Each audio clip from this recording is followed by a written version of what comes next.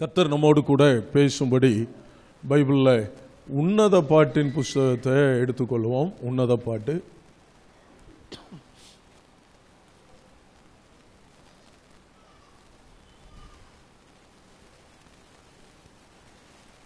நீதிமொழிகளுக்கு அடுத்து பிரசங்கிக்கு அடுத்து உன்னத பாட்டு. சரியா? அந்த உன்னத பாட்டு தலைப்பு மேலே எப்படி போட்டிருக்கு? சாலமோனின் உன்னத பாட்டு. எத்தனை அதிகாரம் அந்த உன்னத பாட்டு புஸ்தகத்தில் இருக்குது? சொல்லுங்க. 8 அதிகாரம் இருக்குது. எத்தனை பக்கம் இருக்குது?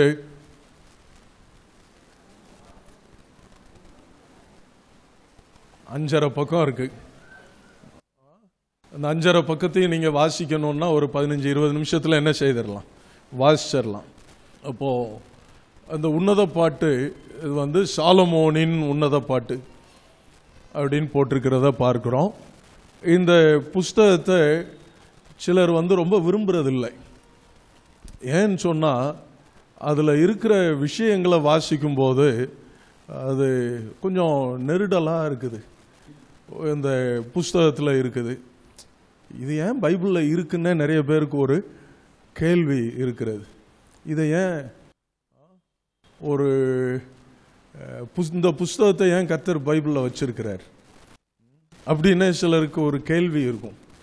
அதை வாசிச்சா ஒரே லவ் ஸ்டோரியாக இருக்குது. இன்னும் நிறைய கொஞ்சம்லாம் விவரம் டீட்டெயிலாக போனால் பச்சை பச்சையாக சொன்ன மாதிரி என்ன செய்யுது சொல்லியிருக்கு அப்படின்னு சொல்லி இருக்கிறது. சிலர் விரும்பி வாசிக்கிறவங்களும் உண்டு. வெறும் ஒரு மாம்ச கண்ணோட்டத்தில் இந்த உன்னத பாட்டு புஸ்தகத்தை வாசிக்கிறவங்களும் உண்டு. ஆனால் இது லிட்ரலாக அதில் எழுதியிருக்கிறபடி எடுத்துக்கொள்ள வேண்டிய புஸ்தகம் அல்ல. அது உருவகமாய் சொல்லப்பட்டிருக்கிற கருத்துக்களை அடங்கிய ஒரு புஸ்தகமாக இந்த உன்னத பாட்டின் புஸ்தகம் இருக்கிறது. இது ஒரு லவ் ஸ்டோரி தான். ஒரு மணவாளனுக்கும் மணவாட்டிக்கும் இடையிலே உள்ளதான ஒரு உரையாடல் தான் இந்த புஸ்தகம். இது கவிதை பாட்டு. இது என்னது? உன்னத பாட்டு. ஒரு மணவாளனும் மணவாட்டியும் ஒருத்தருக்கு ஒருத்தர் பாடின ஒரு டூயட் பாட்டு தான் இந்த உன்னத பாட்டு. இது ஏன் பைபிளில் இருக்குதுன்னு சொன்னால், ஏன் ஆண்டவர் இதை பைபிளில் வச்சிருக்கிறாருன்னா, இது ஒரு கர்த்தராகிய இயேசு கிறிஸ்துவுக்கும் அவருடைய மணவாட்டி ஆகிய நமக்கும் இடையிலே உள்ள அந்த நெருங்கின எப்படிப்பட்ட உறவு இருக்க வேண்டுமோ அந்த உறவை வலியுறுத்தக்கூடியதாய் காணப்படுகிறது. அல்லேலூயா சொல்லாமா? ஸ்தோத்திரம். எப்படிப்பட்ட ஒரு நெருக்கம் வேண்டும், க்ளோஸ்னஸ் வேணும், எப்படிப்பட்ட ஒரு இன்டிமசி வேணும் அப்படிங்கிறத வெளிப்படுத்துறதா இருக்குது. கொஞ்சம் இவங்க இந்த டூயட் பாட்டை உள்ளே போய் பார்த்தீங்கன்னு சொன்னால் ரொம்ப கொஞ்சம் சில பகுதிகளை மட்டும் உங்களுக்கு சுட்டி காட்டுகிறேன். என்ன மணவாட்டி பாடுறா உன்னத பாட்டில் 2ஆம் அதிகாரத்தில் 3 to 6 வசனங்களை வாசிக்கலாம். காட்டு மரங்களுக்குள்ளே கிச்சிலி மரம் எப்படி இருக்கிறதோ அப்படியே குமாரருக்குள்ளே என் நேசர் இருக்கிறார். அது நிழலிலே வாஞ்சையாய் உட்காருகிறேன். அதன் கனி என் வாய்க்கு மதுரமாய் இருக்கிறது. என்னை விருந்து சாலைக்கு அழைத்து கொண்டு போனார். என்மேல் பறந்த அவருடைய கொடி நேசமே. திராட்சை ரசத்தால் என்னை தேற்றுங்கள், கிச்சிலி பழங்களால் என்னை ஆற்றுங்கள். நேசத்தால் சோகமடைந்திருக்கிறேன். அவர் இடது கை என் தலையின் கீழ் இருக்கிறது, அவர் வலது கை என்னை அணைத்து கொள்ளுகிறது. சரி, இது மணவாட்டி பாடுறா. இப்போ மணவாளன் பாடுறார். என்ன? அதே 2ஆம் அதிகாரத்தில் 13-14 வசனத்தை பார்த்தீங்கன்னா, அத்திமரம் காய் காய்த்தது, திராட்சை கொடிகள் பூ பூத்து வாசனையும் பரிமளிக்கிறது. என் பிரியமே, என் ரூபவதியே, நீ எழுந்து வா. கண்மலையின் வெடிப்புகளிலும் சிகரங்களின் மறைவிடங்களிலும் தங்குகிற என் புறாவே, உன் முகரூபத்தை எனக்கு காண்பி. உன் சத்தத்தை நான் கேட்கட்டும். உன் சத்தம் இன்பமும் உன் முக ரூபம் அழகுமாயிருக்கிறது என்றார். மணவாளன் மணவாட்டியை பார்த்து பாடுறார். சரியா? இன்னும் மணவாட்டி சொல்றா. அதுல 2ஆம் அதிகாரத்தில் 16ஆம் வசனம் வரும்பொழுது, என் நேசர் என்னுடையவர், நான் அவருடையவள். அவர் லீலி புஷ்பங்களுக்குள்ளே மேய்கிறார்.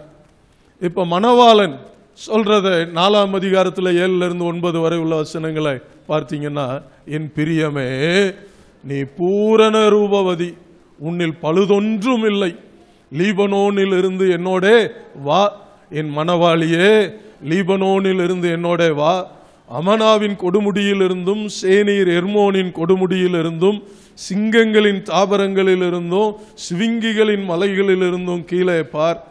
என் இருதயத்தை கவர்ந்து கொண்டாய், என் சகோதரியே, என் மணவாளியே, உன் கண்களில் ஒன்றினாலும் உன் கழுத்தில் உள்ள ஒரு சரப்பணியினாலும் என் இருதயத்தை கவர்ந்து கொண்டாய். உன் நேசம் எவ்வளவு இன்பமாயிருக்கிறது. என் சகோதரியே, என் மணவாளியே, திராட்சை ரசத்தை பார்க்கிலும் உன் நேசம் எவ்வளவு மதுரமாயிருக்கிறது. சகல கந்த வர்க்கங்களை பார்க்கிலும் உன் பரிமள தைலங்கள் எவ்வளவு வாசனையாயிருக்கிறது. மணவாளன் பாடுறார், அப்படித்தானே? மணவாட்டியை குறித்து அவர் பாடுறார். என் பிரியமே நீ யாரு? ரூபவதி, உன்னில பழுதொன்றும் இல்லை அப்படின்னு பாடுறார். மணவாட்டி பாடுறா. 5ஆம் அதிகாரத்தில் 10ஆம் வசனம் தொடங்கி வாசிச்சீங்கன்னா 5:10 இருந்து, என் நேசர் வெண்மையும் சிவப்புமானவர், 10,000 பேர்களில் சிறந்தவர், அவர் தலை தங்கமயமாயிருக்கிறது, அவர் தலை மயிர் சுருள் சுருளாயும் காகத்தை போல் கருமையுமாயிருக்கிறது, அவருடைய கண்கள் தண்ணீர் நிறைந்த நதிகளின் ஓரமாய் தங்கும் புறாக்கண்களுக்கு ஒப்பானவைகளும் பாலில் கழுவப்பட்டவைகளும் நேர்த்தியாய் பதிக்கப்பட்டவைகளுமாயிருக்கிறது, அவர் கன்னங்கள் கந்தவர்க்க பாத்திகளை போலவும் வாசனையுள்ள புஷ்பங்களை போலவும் இருக்கிறது, அவர் உதடுகள் லீலி புஷ்பங்களை போன்றது, வாசனையுள்ள வெள்ளை போலம் அதிலிருந்து வடிகிறது, அவர் கரங்கள் படிக பச்சை பதித்த பொன் வளையல்களை போல் இருக்கிறது, அவர் அங்கம் இந்திர நீல ரத்தினங்கள் இழைத்த பிரகாசமான யானை தந்தத்தை போல் இருக்கிறது, அவர் கால்கள் பசும் பொன் ஆதாரங்களின் மேல் நிற்கிற வெள்ளைக்கல் தூண்களை போல் இருக்கிறது, அவர் ரூபம் லீபனோனை போலவும் கேதுருக்களை போலவும் சிறப்பாயிருக்கிறது, அவர் வாய் மிகவும் மதுரமாயிருக்கிறது, அவர் முற்றிலும் அழகுள்ளவர், இவரே என் நேசர், எருசலேமின் குமாரத்திகளே இவரே என் சிநேகிதர். இல்ல, இப்படி நீங்க இந்த இதை முழுசும் பார்த்தீங்கன்னு சொன்னா இந்த ஒரு டூயட் அதில் பார்க்க முடியும். மணவாளன் மணவாட்டியை பாட, மணவாட்டி மணவாளனை பாட, இடையில கோரஸ் சிநேகிதர்கள் மணவாளனுடைய தோழர்கள் அவங்க பாட, அடுத்து மணவாட்டியினுடைய தோழிகள் அவர்கள் இடையில பாட, கோரஸ் பாட, இப்படி இந்த உன்னத பாட்டு முழுவதும் வந்து இந்த மணவாளனுக்கும் மணவாட்டிக்கும் இடையே உள்ளதான அந்த நெருக்கத்தை சித்தரிக்கக்கூடியதாய் காணப்படுகிறது. கை உயர்த்தி அல்லேலூயா சொல்லலாமா? ஸ்தோத்திரம். இவரே என் நேசர், இவரே என் சிநேகிதர் அப்படின்னு சொல்லி அவர் சொல்றார் என் பிரியமே, என் ரூபவதியே அப்படின்னு சொல்லிட்டு அவர் சொல்லுகிறார் என்பதை பார்க்கிறோம். அன்பானவர்களே, ஸ்தோத்திரம். இது தேவனுடைய பிள்ளைகளாகிய உங்களுக்கும் எனக்கும் நம்முடைய ஆண்டவராகிய இயேசு கிறிஸ்துவோடு இருக்க வேண்டிய நெருக்கத்தை இது காண்பிக்கிறது. ஆமென் சொல்லலாமா? இவ்விதமான ஒரு அந்யோன்யம், இவ்விதமான ஒரு நெருக்கம் நமக்கும் கர்த்தருக்கும் இடையில காணப்படணும். அதை நமக்கு விளக்குகிறதற்காகத்தான் என்ன புதிய ஏற்பாட்டில் பவுல் சொல்றார் இல்லையா, கிறிஸ்து சபையினிடத்தில் அன்பு கூர்ந்தது போல புருஷன் தன் மனைவியின் இடத்துல என்ன செய்ய வேண்டும்? அன்பு கூறணும். இதைத்தானே அவர் சொல்றாரு, கொஞ்சம் பாலிஷா சொல்றார். இப்போ கிறிஸ்து சபையில என்ன செய்யறார்? அன்பு கூறுகிறார். சபை பதிலுக்கு யார்கிட்ட அன்பு கூறணும்னா கிறிஸ்துவின் இடத்துல அன்பு கூற வேண்டும். கை உயர்த்தி அல்லேலூயா சொல்லலாமா? ஸ்தோத்திரம். என கேட்கின்ற அருமையான தேவனுடைய பிள்ளைகளை, இத்தகைய ஒரு உறவுக்கு தேவன் நம்மை அழைக்கிறார். வெளிப்படுத்தின விசேஷத்தில் வரும்பொழுது 2ஆம் அதிகாரத்தில் 1-5 வரை உள்ள வசனங்களை வாசிக்கும் பொழுது அங்கே எபேசு சபையை பார்த்து ஆண்டவர் சொல்றார், அதனுடைய கடந்த காலங்கள் எல்லாம் சொல்லிட்டு 4ஆம் வசனத்தில் வரும்பொழுது, நீ ஆதியிலே கொண்டிருந்த அன்பை விட்டாய் என்று உன் பேரில் எனக்கு என்ன இருக்குது? குறை இருக்கிறது. இந்த லவ் ரிலேஷன்ஷிப், நீ ஆதியில் அப்படி என்கிட்ட நெருக்கமா இருந்த, என்னோடு நீ இணைந்திருந்தாய், என்னோடு உனக்கு இருந்த தொடர்பு ஐக்கியம் வந்து அவ்வளவு அது விரும்பத்தக்கதா இருந்தது. ஆனால் இப்போ ஆதியில் நீ வச்சிருந்த அந்த அன்பு இன்னைக்கு உனக்கு இல்லை. நீ எந்த நிலைமையில விழுந்தா என்பதை அறிந்து நீ மனம் திரும்பு. திரும்ப அந்த ஆதி அன்புக்கு என்ன செய், வா என்று சொல்லி கர்த்தர் அழைக்கிறார். கையை உயர்த்தி அல்லேலூயா சொல்லலாமா? திரும்ப அந்த ஆதி அன்புக்கு வான்னு அழைக்கிறார். பாருங்க, கணவன் மனைவியா திருமண வாழ்க்கையில் என்ன ஆரம்பத்தில் இருக்கிறதான அந்த அன்பு நாளடைவில் என்ன செய்யும், குறையிறது பார்க்குறோம். குறையுது, குறையாமலும் இருக்குது. ஓகே, கணவன் மனைவியா போய் ஆலோசனைக்கு போகிறாங்க. ஆலோசகர்கிட்ட, இவ முன்னால் என் மேலே ரொம்ப அன்பாக இருந்தா, இப்போ வர வர என்கிட்ட என்னவே இல்லை, அன்பு இல்லை. அவ சொல்லுவா, இவர் ஆரம்பத்தில் நான் தான் உயிர்னு கிடப்பார், இப்போ பார்த்தீங்கன்னா கண்டுக்கிடவே மாட்டேங்கிறார். அன்பு இல்லை சார், எங்களுக்கு ஏதாவது ஆலோசனை சொல்லுங்க அப்படின்னு கேட்டா, ஒரு ஆலோசனை சொல்றவங்க என்ன சொல்லுவாங்க அப்படின்னா, நீங்க ரெண்டு பேரும் ஒருத்தர் அன்பா இருந்த காலத்தில் ஒருத்தருக்கு ஒருத்தர் நீங்க என்ன செஞ்சீங்களோ அதை திரும்ப என்ன செய்யுங்க. அப்ப மீண்டும் உங்க வாழ்க்கையில் என்ன வரும், அந்த அன்பு வரும். ஆமென் சொல்லுவீங்களா? அதுதான் ஆண்டவர் சொல்றார். ஆரம்பத்தில் நீ கொண்டிருந்த அந்த ஆதி அன்பு உங்ககிட்ட இல்ல, நீ எந்த நிலைமையில விழுந்தா என்பதை அறிந்து நீ மனம் திரும்பு. மறுபடியும் அந்த ஆதியில செய்த கிரியைகளை திரும்ப என்ன செய் என்று அழைக்கிறார். ஆண்டவருடைய அன்புல மாற்றம் வருகிறது இல்லை, அவர் நம்ம பின்தொடர்ந்து தான் வருகிறார். ஆனால் உங்களுடைய என்னுடைய அன்புல, அவர் மேல உள்ள அன்புல என்ன ஒரு தாழ்ச்சி நாளடைவில் வந்துருது. கணவன் மனைவி வாழ்க்கை என்பது ஒரு மெக்கானிக்கல் லைஃப் கிடையாது, ஏதோ ஒரு இயந்திரத்தனமான உறவு கிடையாது. சிலருடைய லைஃப்ல நாளடைவில் என்னவா மாறிடுது அப்படின்னு சொன்னா, அது ஒரு இயந்திரத்தனமான ஒரு வாழ்க்கையா மாறிடுது. வந்தியா, வச்சியா, சாப்பாடுங்க, ரைட் போ அப்படின்னு சொல்லிட்டு இப்படிப்பட்ட நிலைமையில மாறிடுது. கர்த்தரோடு உள்ள உறவுமே அநேகருக்கு எப்படித்தான் இருக்குன்னா, வேற வழி இல்லை. சிலர் கணவன் மனைவி வாழ்ற மாதிரி. நான் இன்னைக்கு பேச வர்றது கணவன் மனைவி வாழ்க்கைக்கு இல்லை, உங்களுக்கு அது அப்ளை ஆகும்னா எடுத்துக்கோங்க. ஆனால் நமக்கும் ஆண்டவருக்கும் இடையில உள்ள உறவை பற்றி பேசுகிறேன். ஒரு காலத்தில் அன்பா இருந்தது, இன்னைக்கு எப்படி இருக்குன்னா ஒரு மெக்கானிக்கல் லைஃப். ஞாயிற்றுக்கிழமை ஆச்சுன்னா போனோம் ஆராதனைக்கு, வேற வழி இல்லை, இல்லைன்னா அந்த பாஸ்டர் கேட்பார். ஒரு மெக்கானிக்கலா ஜெபம் பண்ணணுமா, ஆண்டவரே ஸ்தோத்திரம்ப்பா, இப்படி சரி ஆண்டவரே பார்த்துக்கோங்க ஆண்டவரே அப்படின்ட்டு போயிடுறது. பைபிள் வாசிக்கிறதா கடமை, உறவு இல்லை. என்ன வந்துருச்சு அங்க, என் கடமையை கழிக்கிறேன். புருஷனா தகப்பனா நான் செய்ய வேண்டிய கடமையை செய்கிறேன், செஞ்சுட்டு போறேன், வேற வழி இல்லை அப்படின்னு வாழ்ற மனுஷன் எப்படி இருப்பான்? கடமை கையை பிடிச்சிட்டேன், பொண்டாட்டியா உலகத்துக்கு என்ன செய்கிறேன், வாழ்ந்துட்டு போறேன் அப்படிங்கிற நிலைமையில கடமைக்காக வாழ்கிற ஒரு வாழ்க்கை இல்லைங்க. ஸ்தோத்திரம். நம்ம வாழ்க்கை ஆண்டவரோடு உள்ள வாழ்க்கை அன்பினால. ஹல்லேலூயா, ஸ்தோத்திரம்.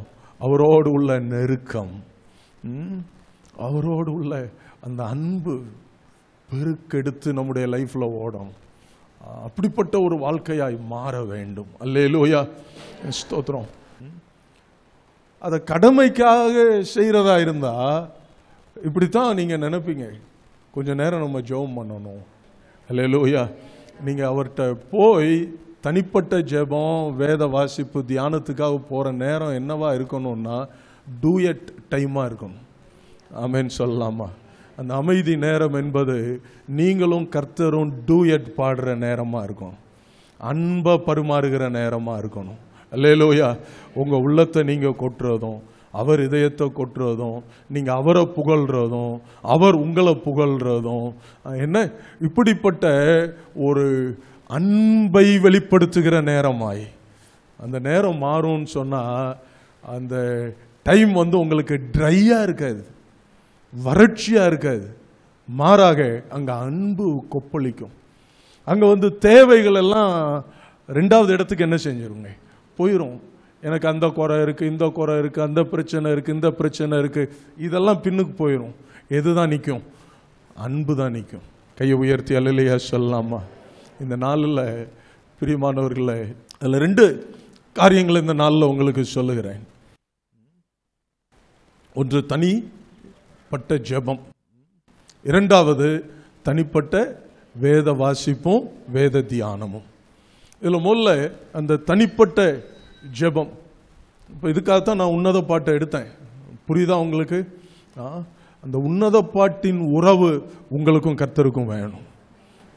நெஞ்சில் கை வச்சு சொல்லுங்களேன், ஆண்டவரே அந்த உன்னத பாட்டின் உறவை எனக்கும் உமக்கும் இடையில தாங்கப்பா.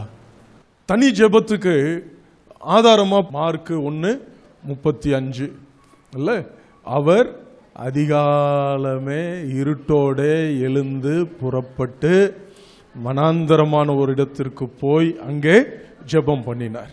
என்ன இயேசு கிறிஸ்துவை பற்றி அதுல சொல்லியிருக்கு. அவர் அதிகாலமேவா அதிகாலையிலா அதிகாலையில் இருட்டோடே எழுந்து புறப்பட்டு வனாந்தரமான ஒரு இடத்திற்கு போய் அங்கே ஜெபம் பண்ணார். அந்த ஜெபம் பண்ணினாருங்கிறதுக்கு முன்னால 3 வருது. ஒன்று என்ன? நேரம், இந்த டைம், நேரம் வருது. அதிகாலையில் இருட்டோட. அடுத்து என்ன வருதுன்னா ஆயத்தம் வருகிறது, ப்ரிப்பரேஷன், ஆயத்தம் வருகிறது. என்ன? எழுந்து புறப்பட்டு போய். 3வது என்ன வருகிறதுனா பிளேஸ் வருகிறது, இடம் வருகிறது. வனாந்தரமான ஒரு இடத்திற்கு போய் அங்கே அவர் என்ன செய்தாருங்க? முன்னால உள்ள 3 இருந்து கடைசியில ஜெபம் பண்ணலைனாலும் பிரயோஜனம் இல்லை. சரியா? எல்லாமே முக்கியமானது. இதுல அந்த ஜெபத்தை முதலாவது சொல்லுகிறேன். நாம் எல்லாரும் ஜெபம் பண்ணணும், தனி ஜெபம். அந்த ஜெபத்துல என்னெல்லாம் இருக்கணும்? அந்த ஜெபத்துல என்னெல்லாம் இருக்கணும்? 1 தீமோத்தேயு 2ஆம் அதிகாரம் 1ஆம் வசனத்தை வாசிக்கும்படி கேட்கிறேன். நான் பிரதானமாய் சொல்லுகிற புத்தி என்னவெனில், எல்லா மனுஷருக்காகவும் விண்ணப்பங்களையும் ஜெபங்களையும் வேண்டுதல்களையும் ஸ்தோத்திரங்களையும் பண்ண வேண்டும். இங்க 4 பதங்களை, 4 வார்த்தைகளை அப்போஸ்தலனாகிய பவுல் பயன்படுத்துகிறார். என்ன? விண்ணப்பம், ஜெபம், வேண்டுதல், ஸ்தோத்திரம் என்கிற 4 வார்த்தைகளை பயன்படுத்துகிறார். இந்த 4ம் கிரேக்க மொழியில வெவ்வேறு அர்த்தங்களை உடையதாய் காணப்படுகிறது. முதல்ல அதுல வர்ற வார்த்தை என்னன்னா விண்ணப்பம்.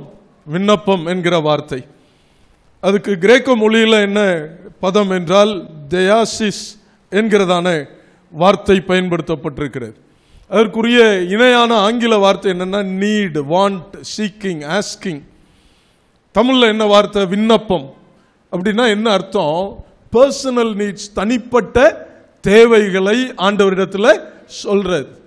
தனிப்பட்ட தேவைகள், தனிப்பட்ட விருப்பங்கள், இவைகளை ஆண்டவரிடத்தில் சொல்லுகிறது தான் என்னது? விண்ணப்பம் என்பது. அதுக்கு அடுத்த வார்த்தை என்ன வருது? அதுல ஜெபங்களையும் அப்படின்னு இருக்கிறது.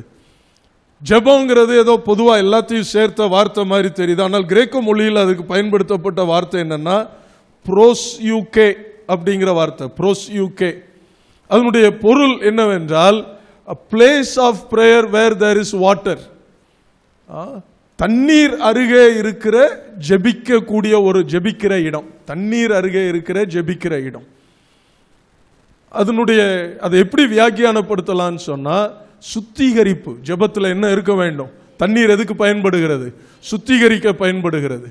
அப்போ நம்ம ஜெபத்தில் நம்முடைய பாவங்களை ஆராய்ந்து பார்த்து ஆண்டவரிடத்தில் அறிக்கை செய்து மன்னிப்பு கேட்டு அவருடைய இரத்தத்தால் கழுவப்பட்டு நம்மை சுத்திகரிக்கிற பகுதி இருக்க வேண்டும். ஆமென் சொல்லலாமா? என்ன, பரிசுத்தம் இல்லாமல் ஒருவனும் கர்த்தரை தரிசிப்பதில்லை. அப்போ அந்த ஜெபம் என்பது எதை குறிக்கிறது என்றால் அந்த வார்த்தை சுத்திகரிப்பு, தனிப்பட்ட சுத்திகரிப்பை குறிக்கிறது. 3வது அதுல இருக்கிற வார்த்தை என்னன்னு சொன்னா வேண்டுதல்கள் அப்படின்னு சொல்லி இருக்கிறது. அதுக்குரிய கிரேக்க வார்த்தை என்னன்னா என்டியூக்சிஸ். என்டியூக்சிஸ் என்கிற வார்த்தை. அதற்குரிய அர்த்தம் என்னன்னா கான்வர்சேஷனல் இன்டர்செஷன். உரையாடல் வடிவிலான மன்றாட்டு ஜெபம். சொல்லுங்க, என்ன மன்றாட்டு ஜெபம்? உரையாடல் வடிவிலான மன்றாட்டு ஜெபம். ஆண்டவர் ஆபிரகாமை பார்த்து சொல்றார், நான் செய்ய போகிறத என் தாசனுக்கு மறைப்பேனா? சோதோம் குமாரா, உன்னுடைய பாவம் என் சந்நிதியில வந்து எட்டினது, அதை அழிக்க போகிறேன்னு ஆபிரகாம்கிட்ட சொல்றார். அப்ப ஆபிரகாம் பதிலுக்கு அவர் சொல்றாரு, ஆண்டவரே, ஒருவேளை அங்க 50 நீதிமான்கள் இருப்பாங்க, அந்த ஸ்தலத்தை நீங்க அழிப்பீங்களா? ஆண்டவர் சொல்றாரு, அழிக்க மாட்டேன்ப்பா. ஆபிரகாம் சொல்றார், ஒருவேளை 5 பேர் குறைய இருப்பாங்க ஆண்டவரே, 45 பேர் இருப்பாங்க, அழிப்பீங்களா? அழிக்க மாட்டேன். இப்படியே இதுதான் மன்றாட்டு ஜெபம். ஆமென் சொல்லலாமா? கடைசி வரைக்கும் 10 பேர் இருப்பாங்க ஆண்டவரே, அந்த பட்டணத்தை அழிப்பீங்களா? ஆண்டவர் சொல்றார், அழிக்க மாட்டேன். அப்போ மன்றாடுதல், வேண்டுதல், அந்த வார்த்தைக்கு அர்த்தம் என்னன்னா ஆண்டவரோட பேரம் பேசுறது. ஆமென் சொல்லலாமா? யாருக்காக? நமக்காக இல்லை, இன்னொருத்தருக்காக. அதான் வேண்டுதல், அதான் வேண்டுதல். இன்டர்செஷன், ஆங்கில பைபிளில் அது இன்டர்செஷன் தான் இருக்குது. அப்போ இன்டர்சீட் பண்றது, ஆண்டவர்கிட்ட, ஆண்டவரே விடுங்கப்பா, இன்னும் கொஞ்ச நாள் இருக்கட்டும்ப்பா அப்படின்னு சொல்லிட்டு அவர்கிட்ட பரிந்து பேசுதல், மன்றாடி பேசுதல். சரியா? 4வது அதுல இருக்கிற வார்த்தை என்ன? வேண்டுதல்களையும் ஸ்தோத்திரங்களையும் ஏறெடுக்கணும். எக்ஸ்பிளைன் என்ன? அதுக்குரிய கிரேக்க வார்த்தை என்னன்னா யோகாரிஸ்டி. யோகாரிஸ்டி, யூக்கரிஸ்ட் அப்படிங்கிற வார்த்தை இருக்குது. அது இந்த வார்த்தையிலிருந்து தான் வந்தது. நன்றி சொல்றது, ஆண்டவருக்கு என்ன சொல்றது? நன்றி செலுத்துதல், அவரை ஸ்தோத்திரம் பண்ணுதல் ஜெபத்தில் காணப்பட வேண்டும். கைகளை உயர்த்தி அல்லேலூயா சொல்லாமா? விண்ணப்பங்களையும் ஜெபங்களையும் வேண்டுதல்களையும் ஸ்தோத்திரங்களையும் பண்ண வேண்டும். பவுல் இன்னும் இந்த வார்த்தைகளை பிற இடங்களிலையும் பயன்படுத்துகிறார். வாசிக்கலாம். எபேசியர் 6ஆம் அதிகாரம் 18ஆம் வசனத்தை வாசிப்போம்.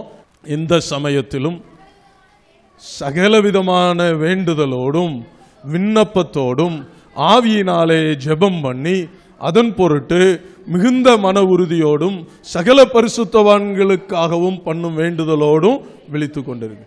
இன்னும் பிலிப்பியர் 4:6 வரும் பொழுது அங்கே இந்த வார்த்தைகள் எல்லாம் அவர் உபயோகிக்கிறார். 4:6 நீங்கள் ஒன்றுக்கும் கவலைப்படாமல் எல்லாவற்றையும் குறித்து உங்கள் விண்ணப்பங்களை ஸ்தோத்திரத்தோட கூடிய ஜெபத்தினாலும் வேண்டுதலினாலும் தேவனுக்கு விண்ணப்பம், ஸ்தோத்திரம், வேண்டுதல், ஜெபம், இந்த வார்த்தைகள் எல்லாம் அவர் பயன்படுத்துகிறத பார்க்கிறோம். அப்போ ஜெபத்தில் இந்த காரியங்கள் இருக்கணும். இந்த வசனத்தை நல்ல ஞாபகம் வச்சுக்கிடுங்க. எந்த வசனம்? 1 தீமோத்தேயு 2ஆம் அதிகாரம் 1ஆம் வசனம். இன்னும் அதை எளிதாய் மனதில் பதிய வைப்பதற்கு ஜெபத்தில் ஒரு மெத்தட் வாலிபர்கள் மாணவர்களுக்கு சொல்லிக் கொடுக்கிற ஒரு மெத்தட் என்னன்னா ACTS method of prayer, ACTS.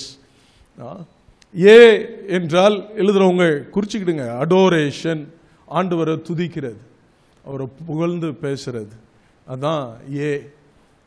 2வது C ஃபார் கன்ஃபெஷன், நம்முடைய பாவங்கள், மீறுதல், குற்றம், குறைகளை ஆண்டவர் உணர்த்துறத ஆண்டவர்கிட்ட அறிக்கை செய்து என்ன உங்கள் ரத்தத்தால் கழுவுங்க, சுத்திகரிங்க ஆண்டவரே அப்படின்னு சொல்லி அந்த சுத்திகரிக்கு போய் பெறுதல். 3வது T ஃபார் தேங்க்ஸ் கிவிங், நன்றி சொல்றது, ஆண்டவர் செய்த தந்திருக்கிற எல்லாவித சகலவிதமான நன்மைகளையும் சொல்லி ஆண்டவருக்கு ஒவ்வொன்றா நன்றி சொல்றது. எஸ் ஃபார் சப்ளிகேஷன், சப்ளிகேஷன்னா விண்ணப்பம். அந்த சப்ளிகேஷன்ல இந்த ரெண்டும் வருகிறது. தனிப்பட்ட தேவைகளுக்காக ஏறெடுக்கிற விண்ணப்பம், அடுத்து பிறருக்காக பரிந்து மன்றாடி ஆண்டவர்கிட்ட பேசுற வேண்டுதல். வேண்டுதல் இந்த ரெண்டும் அந்த சப்ளிகேஷன் கீழே வந்துடுது. அப்போ இந்த நம்முடைய ஜெபங்கள்ல இந்த 4 இருக்கணும், ACTS. இது இந்த வருஷப்படி தான் இருக்கணுமா? அப்படியெல்லாம் கிடையாது. ஒரு தடவை தான் செய்யணுமா? அப்படியெல்லாம் கிடையாது. திரும்ப திரும்ப என்ன செய்யலாம்? அடோரேஷன் பண்ணலாம், துதிக்கலாம், உங்களை ஆராய்ந்து பார்த்து பரிசுத்தப்படுத்தலாம், நன்றி சொல்லலாம், விண்ணப்பம் ஏறெடுக்கலாம், திரும்ப ஆண்டவர் என்ன செய்யலாம்? துதிக்கலாம், நன்றி சொல்லலாம், இன்னொருத்தருக்காக வேண்டுதல் செய்யலாம், ஆண்டவருக்கு நன்றி சொல்லலாம், மறுபடி துதிக்கலாம். நான் சொல்றது எத்தனை பேருக்கு புரிகிறது? இந்த 4க்கும் தலா ஒரு 5-5 நிமிஷம் செலவு பண்ணீங்கன்னா எவ்வளவு நேரம் ஜெபத்தில் செலவு பண்ணலாம்? 20 நிமிஷம் செலவு பண்ணலாம். ஆக்சுவலாக 10, கூடுதலாக தான் நேரம் ஆகும். ஆமென் சொல்லுவீங்களா?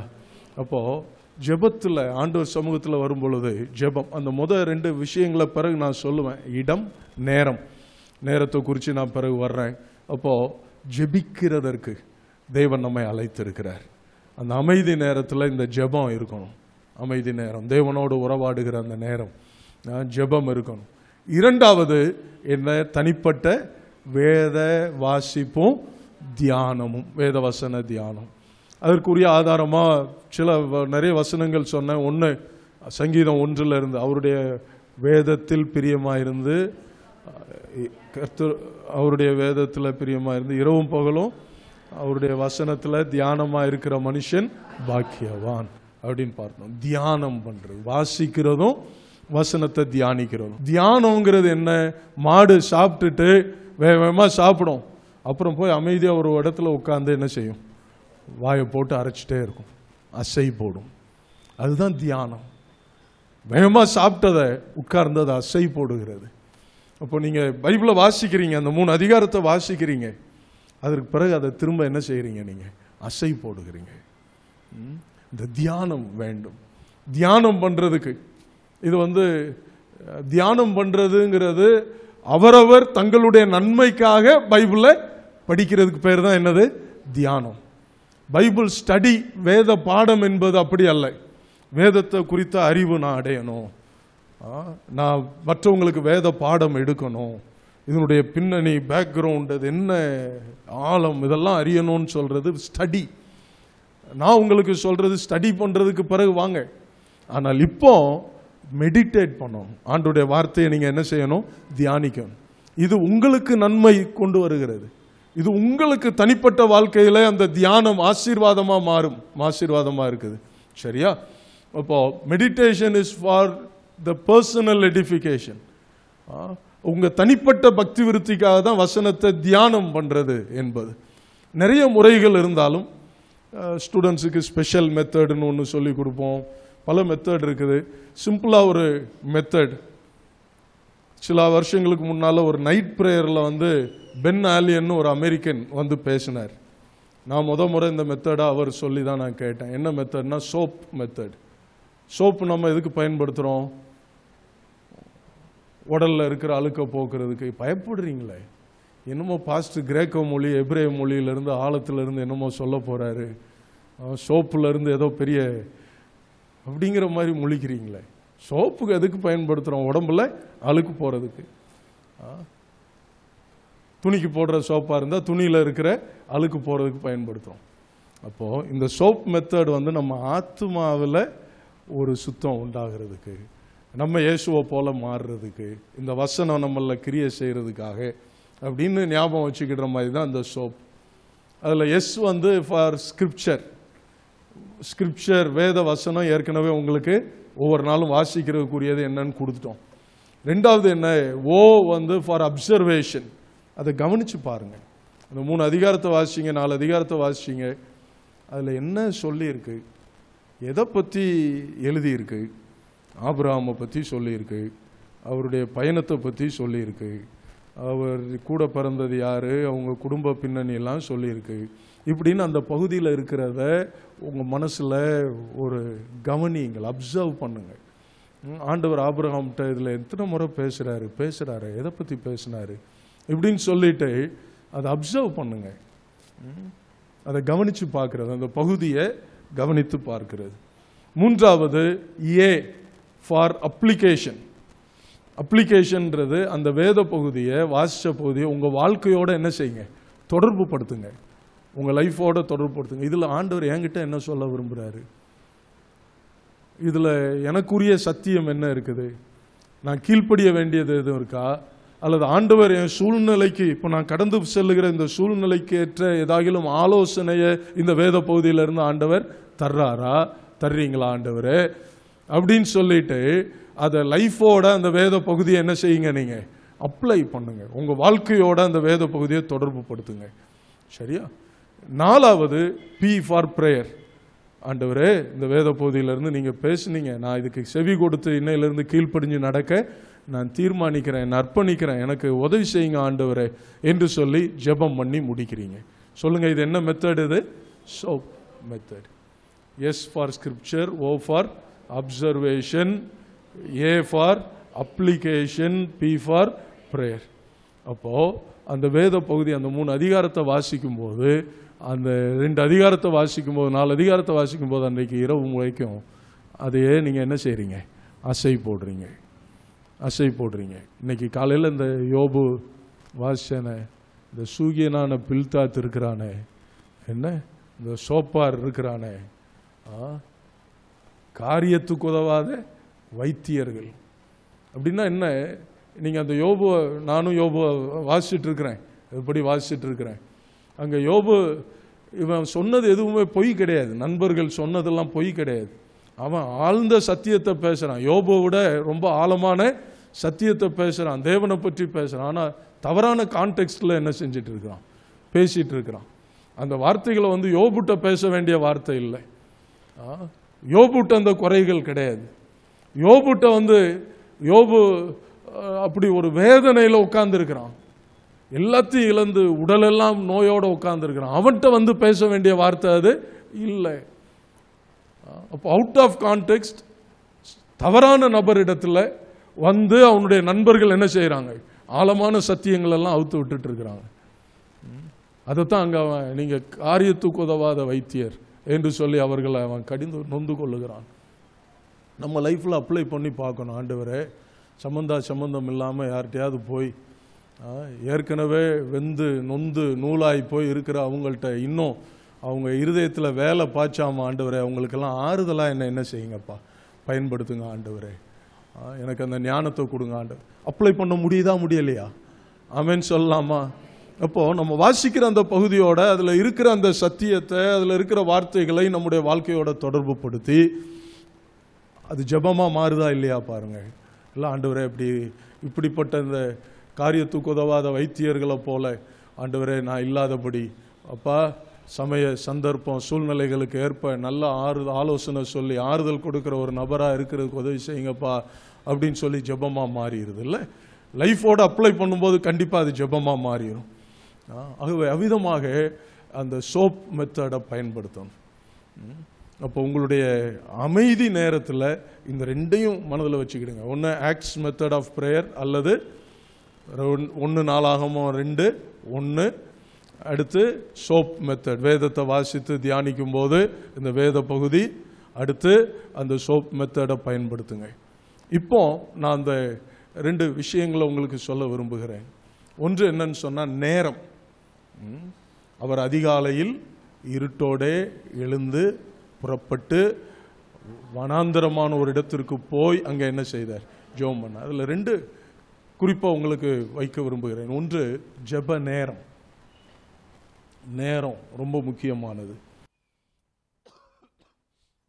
இயேசு கிறிஸ்துடைய நேரம் என்ன? அதிகாலையில் இருட்டோடே. அதான் ஆண்டவர் இயேசு அப்பாவோட உறவாடுறதுக்கு ஆண்டவர் வச்சிருந்த நேரம். லூக்கா 10ஆம் அதிகாரத்தில் 42 to 46 வரை உள்ள வசனங்களை வாசிக்கும் பொழுது, லூக்கா 10:38 to 42 வரை உள்ளதில் இந்த பகுதி உங்களுக்கு தெரிந்தது. என்ன, அங்கே மரியாள் அவருடைய பாதத்தில் அமர்ந்திருக்கிறார். மார்த்தாள் பற்பல வேலைகளை செய்கிறதுல கவனமாக இருக்கிறார். ஆண்டவர் மரியாளை மெச்சிக்கொள்ளுகிறார். இவள் தன்னை விட்டு எடுபடாத நல்ல பங்கை தெரிந்து கொண்டாள். அவ ஆண்டவரோட தனிப்பட்ட நேரம் செலவிடுறா மரியாள். என்ன, ஆனால் அது எந்த நேரம்? அதிகாலை நேரமா அல்லது பகலா சாயங்காலமா ராத்திரியான்னு அங்கே நமக்கு சொல்லப்படலை. ஆனால் நிச்சயமாக அதிகாலை இல்லைங்கிறத என்ன செய்யலாம், நம்ம அண்டர்ஸ்டாண்ட் பண்ணிக்கிடுறோம். அதிகாலை இல்லை, பகலில் மற்ற ஏதோ ஒரு நேரம். அப்போது அமைதி நேரத்துக்கு சரியான ஒரு நேரம்னு சொன்னால், அமைதி நேரம் எப்படிப்பட்டதாக இருக்கணும்னா தரமான நேரமாக இருக்கணும், குவாலிட்டி டைமாக இருக்கணும். சொல்லுங்கள் பார்க்கலாம், என்ன டைமாக இருக்கணும்? குவாலிட்டி டைமாக இருக்கணும். வேறு யாரும் இடைஞ்சல் பண்ண முடியாத, நீங்களும் ஆண்டவரும் தனித்து உட்கார்ந்து இருக்கக்கூடிய தரமான நேரம். உங்களுடைய ஸ்பிரிட்டில், உங்களுடைய சரீரத்தில் எல்லாம் நீங்கள் உங்களுடைய முழுமையையும் ஆண்டவருக்கு கொடுக்கக்கூடிய ஒரு என்ன செய்ய, the best time of the day. அந்த நாளில் நீங்கள் எப்போ நல்ல ஹை ஸ்பிரிட்ஸில் நல்ல உற்சாகமாக சோம்பல் இல்லாமல் இருக்கக்கூடிய நேரம் எதுவோ அந்த நேரத்தை கர்த்தருக்கென்று கொடுக்க வேண்டும். ஆமென் சொல்லலாமா? அவரோட செலவிடுறது கொடுக்கணும். யோசிச்சு பாருங்க, ஆண்டவர் சமூகத்தில் வந்துட்டு, அப்பா கை காலெல்லாம் வலிக்குது ஆண்டவரே, ஒன்றும் முடியலப்பா, தூங்குற ஆண்டவரே அப்படின்னு போயிட்டீங்கன்னா அது குவாலிட்டி டைமா? இல்லை. ஆண்டவர் சொல்லுவார், எவ்வளவோ எதிர்பார்ப்போட என் பிள்ளையோட உறவாடணும், பேசணும், அவனை ஆசீர்வதிக்கணும், அவனுக்கு வேண்டிய ஆலோசனைகளை சொல்லணும், வெளிப்பாடை கொடுக்கணும்னு சொல்லி எல்லாம் வந்தேன். அவன் பாரு தூங்கிட்டான் பாரு.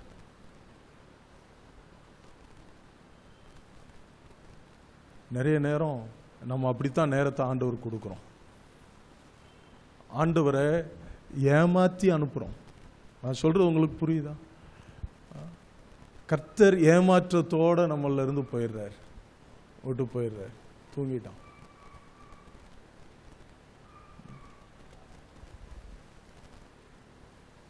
பெஸ்ட் டைம், குவாலிட்டி டைம், அந்த நேரத்தை கர்த்தருக்கு உங்கள் நாளில், அந்த நாளில் பிரதான நேரம், அந்த நேரத்தை கர்த்தருக்கு என்று கொடுக்கறதுக்கு தீர்மானம் பண்ணுங்க. ஆமென் சொல்லலாமா? நான் அதிகாலையில் தான் பண்ணு, மதியம் பண்ணு, ராத்திரி பண்ணு எல்லாம் சொல்ல வரல. உங்களுக்கு தெரியும் எந்த நேரம் உங்களுடைய பெஸ்ட் டைம். அந்த நேரத்தை கர்த்தருக்கு என்று கொடுக்கிறதற்கு முன் வாருங்கள். அந்த நேரத்தில் ஆண்டவரோட போய் அமருங்க. அவரோடு கூட அன்பு மொழிகளை பேசுங்கள். ஆமென் சொல்லலாமா? அன்பு மொழிகளை பேசுங்க. அப்படிப்பட்ட நேரமாய் உங்களுடைய அந்த அமைதி நேரம் இருக்கட்டும். ஆனால் பைபிளை பொறுத்த அளவில் பைபிள் ஃபேவர்ஸ் த ஏர்லி மார்னிங் டைம். வேதம் அதிகாலை நேரத்தை தான் என்ன செய்யுது? பிரதானப்படுத்துகிறது. சரியா? நிறைய உதாரணங்கள் அதுக்கு பார்க்கலாம். இயேசு கிறிஸ்துவே மாதிரியா இருக்கிறார் அதிகாலை என்பதற்கு. இன்னும் 143 சங்கீதம் 8 வசனம், அதிகாலையில் உம்முடைய கிருபையை கேட்க பண்ணும். அதிகாலையில் உம்முடைய கிருபையை கேட்க பண்ணும். இன்னொரு வசனம் சங்கீதம் 5:3 வாசிக்கலாம். 5 சங்கீதம் 3 வசனம், கர்த்தாவே காலையில என் சத்தத்தை கேட்டருளுவீர், காலையிலே உமக்கு நேரே ஆயத்தமாகி காத்திருப்பேன். அல்லேலூயா. காலையில உம்மை தேடுறேன், காலையில ஆயத்தமாகி உங்க பாதத்தில் என்ன செய்வேன்? காத்திருப்பேன். 90 சங்கீதம் 14 வசனம், இது மோசேயினுடைய அனுபவம். மோசே சொல்றார், நாங்கள் எங்கள் வாழ்நாள் எல்லாம் கலிகூர்ந்து மகிழும்படி காலையிலே உம்முடைய கிருபையால் எங்களை என்ன செய்யும்? திருப்தியா. காலையில காலையில உம்முடைய கிருபையினால் எங்களை திருப்தி ஆகும். காலை நேரத்தை மோசே சொல்றத வாசிச்சோம். இன்னொரு சங்கீதம் 119 சங்கீதம் 147 வசனத்தை வாசிக்கலாம். அதிகாலையில் நான் எழுந்து சத்தமிட்டேன், உம்முடைய வசனத்துக்கு என்ன செய்யறேன்? காத்திருக்கிறேன். கையை உயர்த்தி ஒரு அல்லேலூயா சொல்லுங்களேன். அதிகாலையில் எழுந்து உம்மை நோக்கி கூப்பிடுறேன்ப்பா, உங்க சத்தத்துக்கு நான் என்ன செய்யறேன்? காத்திருக்கிறேன் ஆண்டவரே, உங்க வசனத்தோட என்னோட பேசுங்க ஆண்டவரே அப்படின்னு சொல்லி இந்த அனுபவத்தை பார்க்கிறோம். இல்லை 32 அதிகாரம் ஆதியாகமத்தில் 32:26 வாசிக்கும்படி கேட்கிறோம். அவர் நான் போகட்டும், பொழுது விடுகிறது என்றார். அதற்கு அவன், நீர் என்னை ஆசீர்வதித்தால் ஒழிய, முழுவதும் போராடுறாங்க, ஆனா ஆண்டவர் அவனை ஆசீர்வதிக்கிறதுக்குன்னு ஒரு நேரம் வச்சிருந்தார். அது எந்த நேரம்? விடியற் காலம், பொழுது விடுகிற நேரம். கை உயர்த்தி ஆமென் சொல்லலாமா? ஏன் அதுக்கு முன்னால ராத்திரியா அவன் ஜெபம் பண்ணோன்னு ஆசீர்வதிச்சிருக்கலாம் இல்லை? அவர் ப்ரிஃபர் பண்ண நேரம் அதிகாலை நேரம், விடியற் காலம், பொழுது விடுகிற நேரம். ஸ்தோத்திரம். இன்னொரு வசனத்தை பாருங்க, புலம்பல் 3 அதிகாரம் 22-23 வசனம். நாம் நிர்மூலமாகாதிருக்கிறது கர்த்தருடைய கிருபையே, அவருடைய இரக்கங்களுக்கு முடிவில்லை, அவைகள் காலைதோறும் புதியவைகள். அவைகள் அவருடைய இரக்கம், அவருடைய கிருபை காலைதோறும் எப்படி இருக்குதுங்க? ஃப்ரெஷ். காலையில தான் ஃப்ரெஷ்ஷாக ஆண்டவர் தர்றார். ராத்திரியில் அவர் ஆசீர்வதிச்சு என்னங்க பிரயோஜனம்? ஆசீர்வாதத்தை தேடுறது எப்போ தேடணுங்க? அந்த நாளின் துவக்கத்தில் முதல்ல தேடணும். இல்லை? ஸ்தோத்திரம். அப்போ காலையில் ஆண்டவர் இஸ்ரவேல் ஜனங்களை வனாந்தரத்தில் வழி நடத்தும் போது அவர்களுக்கு வானத்தின் மன்னாவை புசிக்க கொடுத்தார். இவங்க மன்னாவை எப்போ போய் பொறுக்கணும்? அதிகாலையில், வெயில் ஏறுறதுக்கு முன்னால, வெயில் மேலே வர்ற எழும்புறதுக்கு முன்னால இவங்க போய் என்ன செஞ்சிடணும்? மன்னாவை பொறிக்கணும். வெயில் ஏறிடுச்சுன்னா அந்த மன்னா என்ன செஞ்சிடும்? உருகி போயிடும். அந்த கிருபை போயிடும், அந்த ஃப்ரெஷ்னஸ் இல்லாமல் போயிடும். அதனால பைபிள் சிபாரிசு பண்ணுற நேரம் என்ன நேரம்? அதிகாலை நேரம். The best time of the day. இல்லை, அந்த அதிகாலை நேரம் எனக்கு சூட் ஆகவே ஆகாது, அதை விட நான் ஃப்ரெஷ்ஷாக இருக்கிற நேரம், நான் நல்ல முழு பலனை ஆண்டவருக்கு கொடுக்கக்கூடிய நேரம் இன்னொரு நேரம் தான் அப்படின்னு உங்களுக்கு இருந்தால், யூ டிசைட். நீங்கள் அந்த நேரத்தை கர்த்தருக்கு கொடுங்க. ஆமென். ஆண்டவருக்கு தேவை தரமான நேரம்.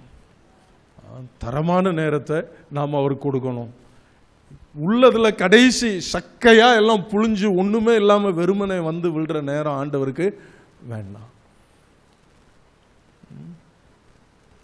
ஹல்லேலூயா, ஸ்தோத்திரம். இப்படி நேரத்தை ஆண்டவருக்கு கொடுக்கிறதுக்கு முன் வருவோம். இரண்டாவது நேரத்தை சொன்னேன், இடம்.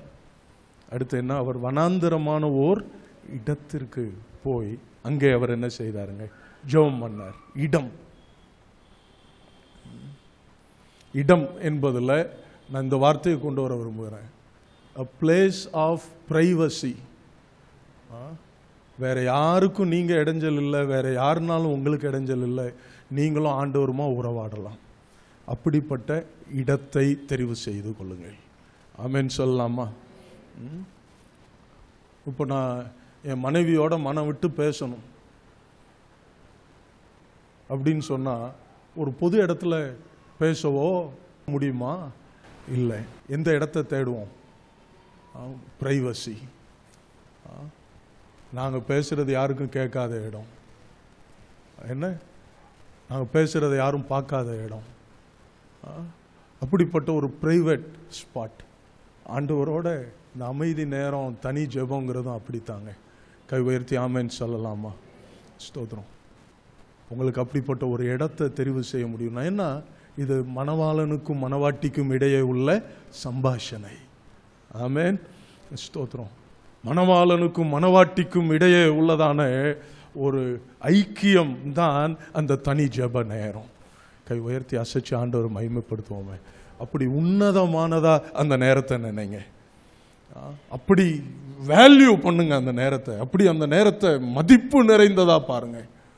ஆண்டவரோட உறவாடுற அந்த நேரம் அப்படிப்பட்ட ஒரு பிரைவேட் பிளேஸ்ல ஆண்டவரோட ஒரு அந்தரங்கமான இடம், சீக்ரெட் பிளேஸ், ஒரு மறைவான ஒரு இடம். ஆமென். அப்படிப்பட்ட ஒரு இடத்துல இயேசு அப்படித்தான சீஷர்கள்லாம் விட்டு வனாந்தரமான ஒரு இடத்துக்கு என்ன செஞ்சிட்டாருங்க? போயிட்டார் இல்லையா? போய் அங்கே ஜெபம் பண்ணார். கர்த்தர் அப்படிப்பட்ட ஒரு உன்னதமான அவரோடு உள்ள ஒரு அன்பின் உறவுக்கு நம்மை அழைக்கிறார். எத்தனை பேர் நீங்க புரிஞ்சுக்கிடுறீங்க? ஹல்லேலூயா.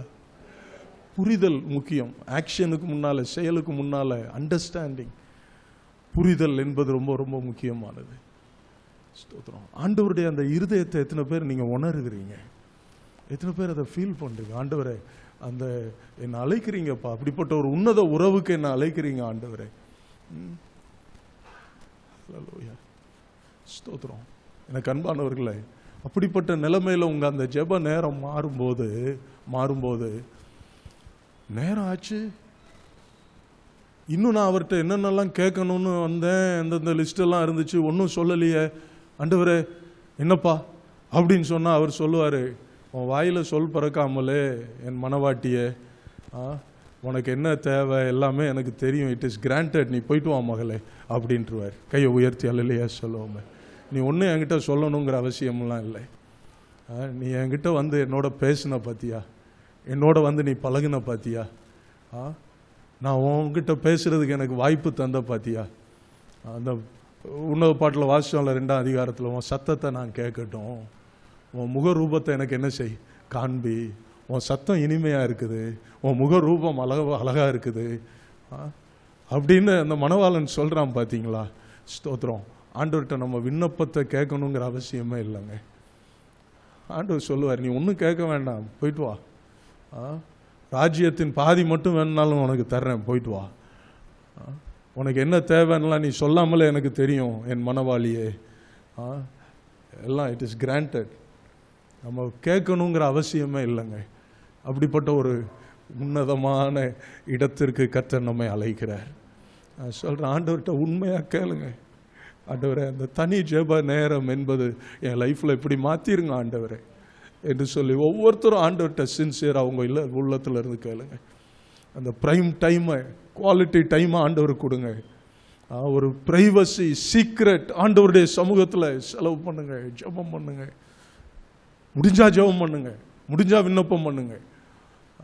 இல்லைனாலே உங்கள் உள்ள கிடக்கையெல்லாம் தான் அவர் தான் ஸ்கேன் பண்ணி எடுத்துடுறாரு இல்லைங்க. அல்லேலூயா. நேரம் இல்லைனாலும் பரவாயில்ல, சரி நீ போயிட்ட, ஓகே டைம் முடிஞ்சதுமா, நீ போயிட்ட மனசில் நினச்சிக்கோ, என்னெல்லாம் சொல்லணும்னு நினச்சிக்கோ, நீ இருக்கிற இடத்துல இருந்து நினச்சிக்கிறதெல்லாம் நான் கேட்குறேன், அது எல்லாத்தையும் அப்படியே செஞ்சிடுறேன்னு ஆண்டவர் சொல்லிடுவார். அல்லேலூயா. ஸ்தோத்திரம். கண்களை மூடி நாம ஜெபம் பண்ணுவோமா? ஆண்டவரே ஸ்தோத்திரம் அப்பா, ஸ்தோத்திரம் அப்பா. ராதா ராபா கராபா ஷபாலா கராபாலா கராபா ரபா. ஸ்தோத்திரம் ஆண்டவரே. ஆண்டவரோடு உங்களுக்கு இருக்கிற அந்த நேசம், அந்த அன்பு, கர்த்தர் மேல உள்ள உங்களுக்கு இருக்கிற அந்த காதலை பொறுத்து நேரம், அது அரை மணி நேரமோ 1 மணி நேரமோ, ஏன் சில நாள் இப்போ நேரம் பேசாமல் அரை நாள் பொழுது ஆண்டவர் சமூகத்தில் உட்கார்ந்துருப்பேன், அவரோட பேசுவேன், உறவாடுவேன், செய்யுங்க. I don't want to limit your time with God. அரை மணி நேரம் பண்ணு, 20 நிமிஷம் பண்ணு, 1 மணி நேரம் பண்ணுன்னு நான் நேரத்தை நான் உங்கள் மேலே திணிக்க விரும்பலை. ஹல்லேலூயா. ஸ்தோத்திரம் ஆண்டவரே, ஸ்தோத்திரம் ஆண்டவரே. ஹல்லேலூயா. ஸ்தோத்திரம் அப்பா. ஒவ்வொருத்தரும் தனித்தனியாக ஆண்டவர்கிட்ட உங்கள் உள்ளத்தை கொட்டி இந்த நேரத்தில் கேளுங்களேன். ஹல்லேலூயா. ஸ்தோத்திரம், ஸ்தோத்திரம் ஆண்டவரே, ஸ்தோத்திரம் ஆண்டவரே. ஆமென். உங்கள் தேவைகளுக்கெல்லாம் அவர் போதுமானவராக இருக்கிறாருங்க. ஆமென். உங்கள் வாழ்க்கையின் எல்லா ஆசீர்வாதமும் அவர்கிட்ட இருக்குங்க, ஊற்று அவர்கிட்ட இருக்குதுங்க. ஹல்லேலூயா, ஹல்லேலூயா, ஹல்லேலூயா. அவர் சொல்றதெல்லாம், என் மகனே, என் மகளே, ஸ்தோத்திரம், என் பாதத்தில் வருவியா, உன் இருதயத்தை தருவியா, என்னோட உறவாடுவியா, ஹல்லேலூயா, என்னை நேசிப்பியா, என்னை நேசிப்பியா, நான் உன்னை எவ்வளவா நேசிக்கிறேன், நீ பதிலுக்கு என் மேல நீ அன்பு வைப்பாயா, அந்த ஆதியில் இருந்த அந்த அன்பை திரும்ப தருவாயா எனக்கு. ஹல்லேலூயா, ஹல்லேலூயா. ஸ்தோத்திரம் ஆண்டவரே, உம்மை ஸ்தோத்தரிக்கிறோம் அப்பா. இடையில பல காரியங்கள் உங்களுக்கு ஆண்டவருக்கு இடையில வந்துருச்சே, இந்த வேலையில ஆண்டவர்கிட்ட சொல்லுங்க, ஆண்டவரே அத்தனை தூக்கி ஓரம் கேட்டப்பா. ஆண்டவரே, அது மனுஷரானாலும் பொருளானாலும் பட்டம் பதவி ஆனாலும், ஆண்டவரே செல்வமானாலும் சம்பத்தானாலும் செல்வாக்கானாலும் எல்லாத்தையும் பின்னால வைக்கிறேன். தேவைகளானாலும் என்னுடைய விண்ணப்பங்களானாலும் என் வாழ்க்கையின் லட்சியங்கள் குறிக்கோளானாலும் ஆண்டவரே எல்லாத்தையும் பின்னுக்கு தள்ளிட்டு, ஆண்டவரே உங்க அன்பு வேணும்னு வர்றேன்ப்பா. ரபா பாபா பரகதர மனல ரபா ஷதர திரபல பரபா.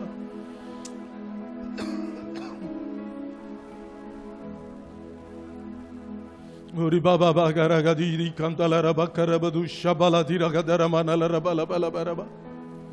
உரிமா பாபா கனரகதி கதுலர மாமனலரபதி ஷபலக அந்தலரபல பல பரபா. மாமா மனரபரகதி கதலர பபு பாபா கரபதி ஷபல திரபல பல பல பல பல பல பல பல.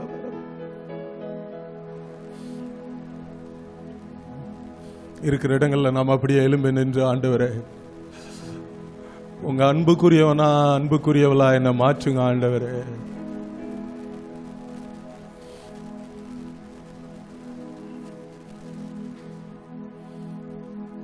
உமக்கே ஸ்தோத்திரம், உமக்கே ஸ்தோத்திரம், உயிருள்ள நாளெல்லாம் உமக்கே ஸ்தோத்திரம், உமக்கே ஸ்தோத்திரம், உமக்கே ஸ்தோத்திரம், உயிருள்ள நாளெல்லாம் உமக்கே ஸ்தோத்திரம். என்னை இழுத்து கொள்ளு,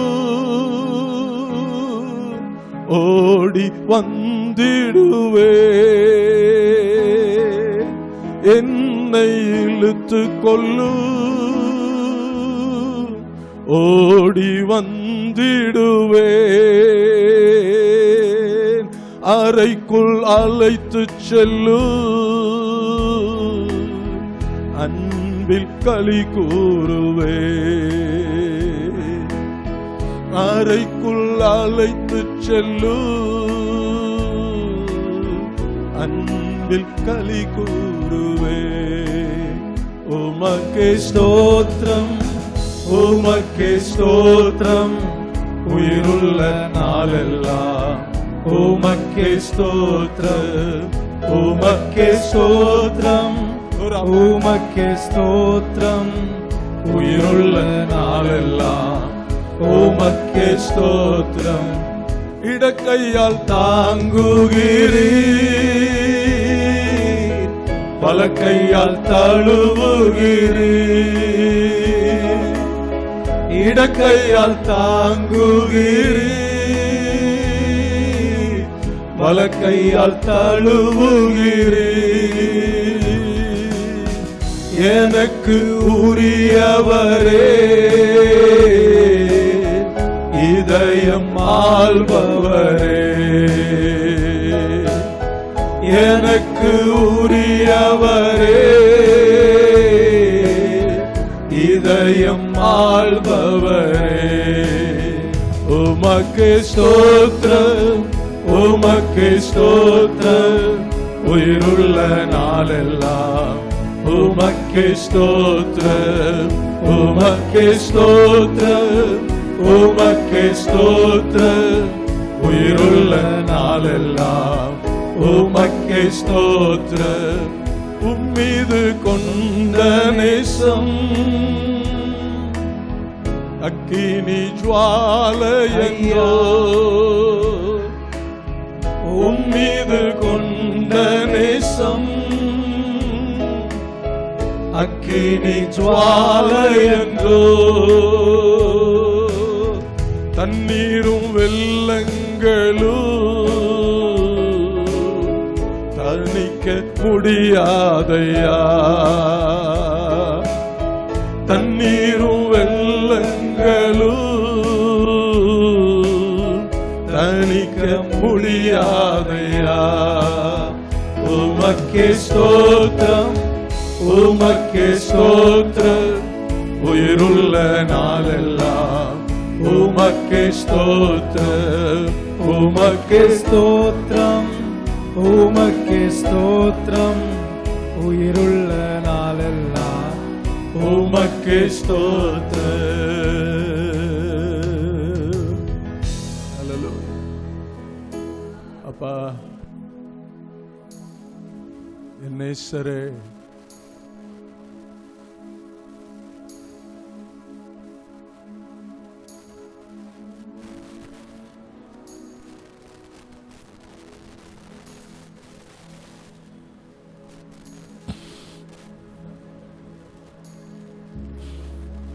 பரிசுத்த ஆவியானவரே, இந்த அன்பை எங்கள் இருதயங்களை ஊற்றுங்கப்பா. கர்த்தர் மேல தீராத தாகம், கர்த்தர் மேல தீராத காதல், கர்த்தர் மேல தீராத அன்பு, தண்ணீரும் வெள்ளங்களும் தணிக்க முடியாத அன்பு.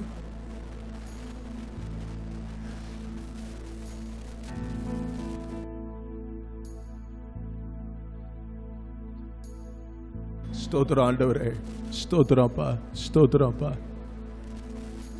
எங்கள் எல்லாரையும் முழு சபையாக, சின்ன பிள்ளைங்க, வாலிபர்கள், பெரியவங்க எல்லாரையும் ஆண்டவரே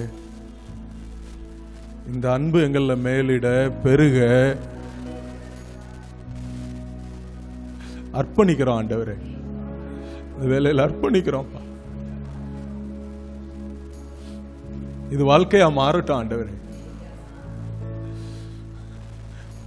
ஆண்டவரே, ஒரு கட்டாயமா ஆண்டவரே, ஒரு இயந்திரத்தனமா, ஏதோ வேற வழி இல்லாம செய்கிற ஒரு பாரமா எங்க வாழ்க்கையில இருக்கிற அந்த நிலை இதோட தொலையட்டும் ஆண்டவரே. உங்க பாதத்துல செலவிடுற அந்த நேரம், உங்களோட செலவிடுற அந்த நேரம் ஆண்டவரே ஸ்தோத்திரம், டூயட் டைமா மாற்றுங்க ஆண்டவரே. ஹல்லேலூயா, ஹல்லேலூயா.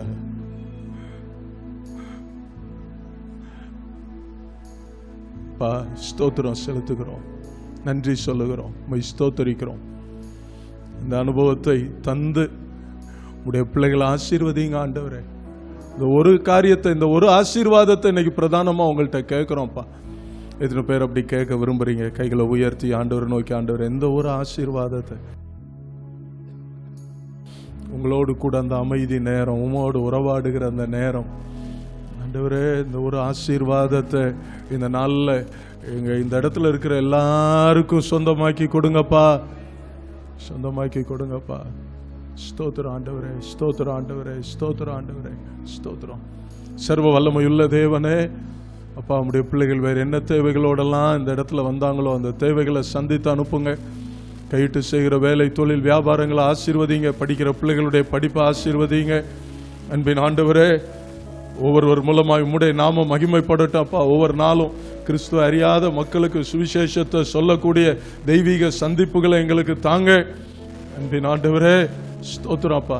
பேர் பேரா எல்லாரையும் நீங்க ஆசீர்வதிங்க. சரீரத்துல பலவீனமா யாரும் இந்த ஆராதனையில இருந்தா ஆண்டவரே உங்களை பலப்படுத்துங்க, உங்களை சுகமாக்கி ஆரோக்கியப்படுத்துங்க ஆண்டவரே. ஸ்தோத்திரம் அப்பா. இன்றைக்கு சரீர பலவீனங்களின் நிமித்தம் அப்பா ஆலயத்திற்கு ஆராதனைக்கு வர முடியாம தடைப்பட்டவர்களுக்காக நாங்கள் ஜெபிக்கிறோம் ஆண்டவரே. அவர்கள் ஆரோக்கியப்படுத்தி பலப்படுத்தி கொண்டு வந்து சபை நடுவே சாட்சியாய் நிறுத்த வேண்டும் என்று ஜெபிக்கிறோம் ஆண்டவரே. அல்லேலூயா. கண்ணின் மணி போல எல்லாரையும் ஆண்டவரே உம்முடைய செட்டைகளின் நிழல்ல மூடி மறைத்து பாதுகாத்து கொள்ளுங்கப்பா. ஸ்தோத்திரம். எல்லா கனமும் துதி மகிமை நாங்கள் உமக்கே எடுக்கிறோம். எல்லா கனமும் துதி மகிமை உமக்கே எடுக்கிறோம். இயேசுவின் நாமத்தில் ஜெபிக்கிறோம் ஜீவனுள்ள எங்கள் நல்ல பிதாவே. ஆமென்.